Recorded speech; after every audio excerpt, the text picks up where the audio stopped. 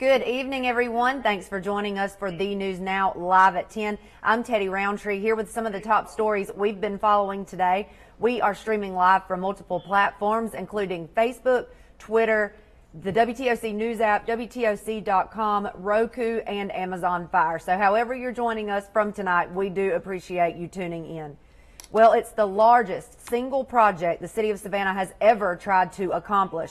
The Arena and Canal District on Savannah's west side are supposed to bring a boost to the surrounding community, but some neighborhood leaders say as the project moves forward, they're getting left behind. Amanda LeBreau investigates their complaints and why the city says those complaints may be premature. Take a listen. Just beyond this rusty fence, the future home of Savannah's Arena. Area Neighborhood Association presidents say it's a project needed to spur other economic development on Savannah's west side. Now they hope they can agree with city leaders about what else is built here. The arena is in our front door. That's why Neighborhood Association presidents from Hudson Hill, Cloverdale, and historic Carver Village want their residents involved in the planning for Savannah's Arena and Canal District. We're not against growth. We're not against the development. We just insist on smart growth and development because we have a vision for the community that we live in. She and the two other presidents say their vision was part of the city's plan when they were part of an arena development committee under a previous city manager. When the group dissolved, they say their ideas went with it. To go back and change what you have agreed upon without coming back and talking to, just to send a staff member out to say, well, we're looking at this now rather than that. But that, we didn't agree on the this. We agreed with the that.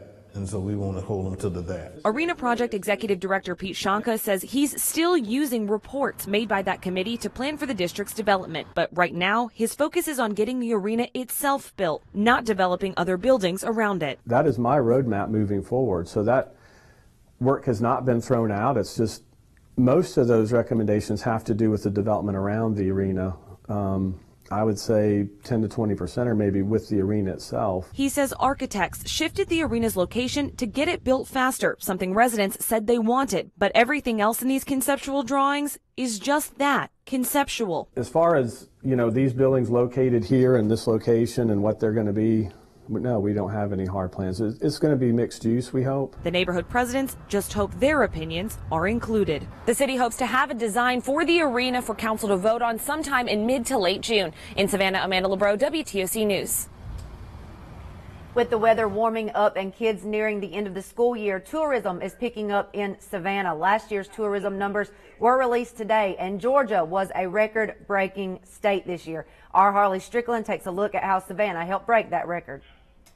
The Office of the Governor released today that the state of Georgia broke records in tourism last year. Since Savannah is known for tourism, many say the city helped increase those numbers for the state. Atlanta is the largest tourism destination in the state, and Savannah is a very, very strong second, and really there's not a lot right under that second.